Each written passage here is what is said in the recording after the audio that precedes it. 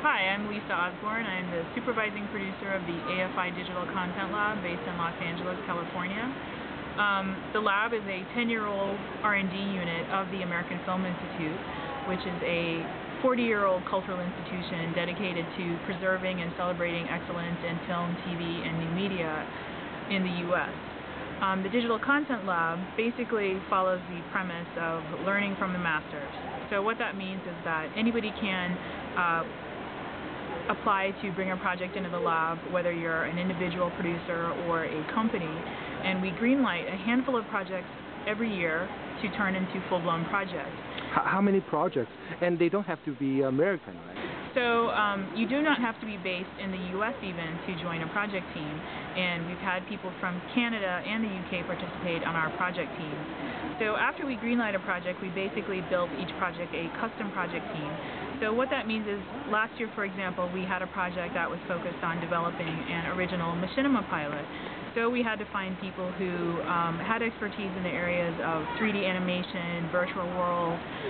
We also had to go out and find a screenwriter.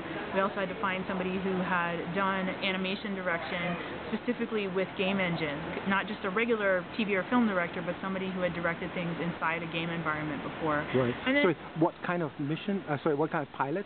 You think machinima pilot. What is machinima? Machinima is when you use a game engine or game assets, 3D game assets, to actually produce a separate or original content or spin-off content. Oh, okay, I see. Like a short animation or film or something like that? Yes, exactly. Usually, it's an art form that's growing. It's existed maybe for 10 years, and basically, probably the most famous, or one of the most famous machinima pieces of content is Red versus Blue, which was filmed inside of Halo.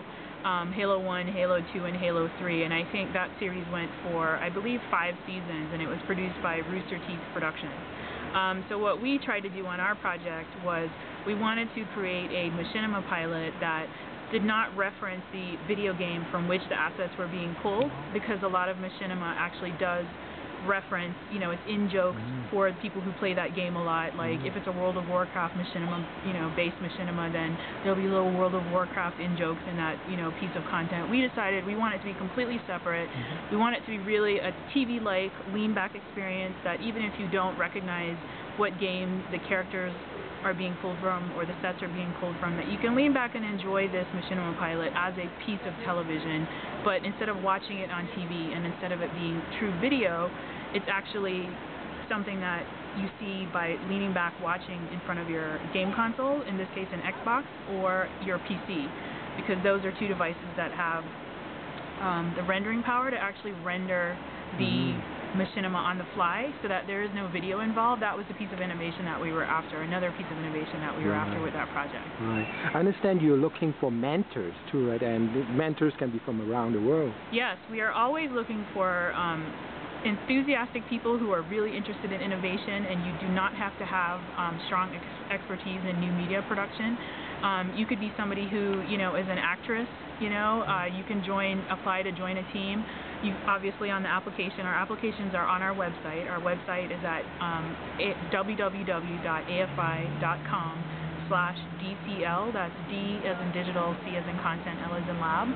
And our applications are always up. There's no deadline. Basically, we do probably a minimum of 2 production cycles per year, and at each production cycle, we would kick off anywhere between 1 and 4 productions. I see. How many mentors do you have, and how many projects you approve each year?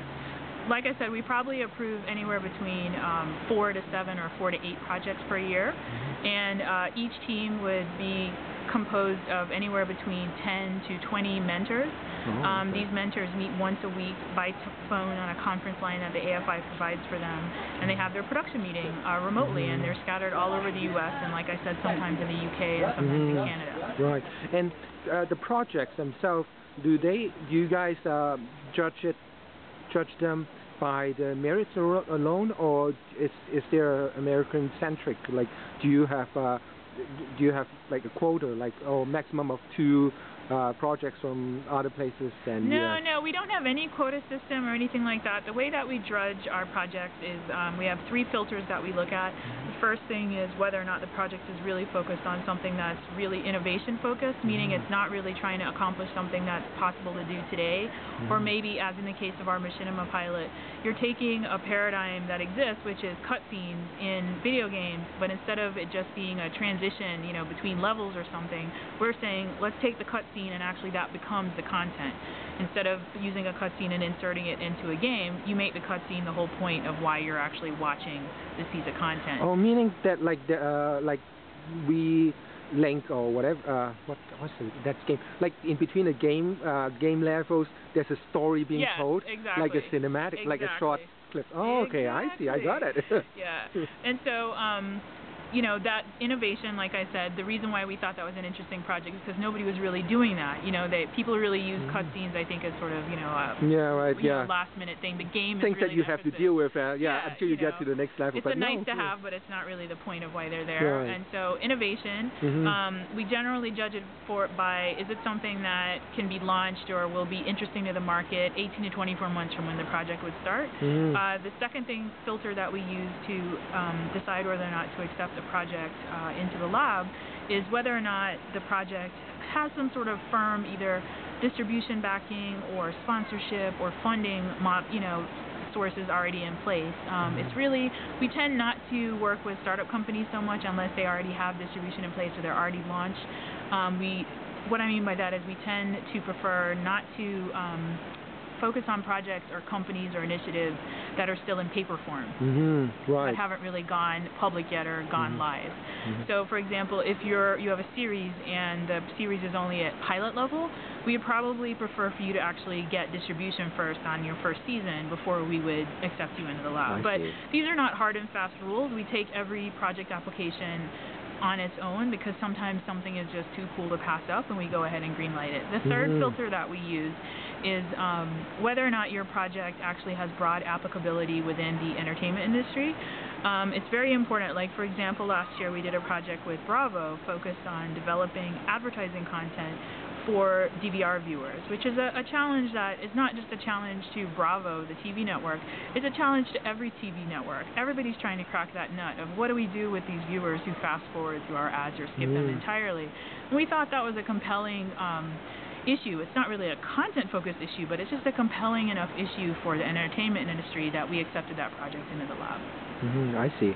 And that leads to, I understand you guys have a library of resources for people to download many projects, right? Actually, we just launched our project roster, which we are so happy. Basically, it's a summary of the 90-odd projects that we've done over the 10 years, and thank you to the 300-plus mentors who actually helped us develop those projects.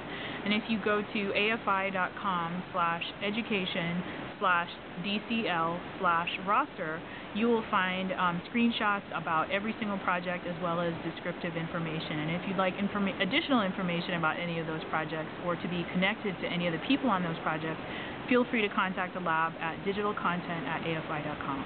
Great. Thanks a lot, Lisa.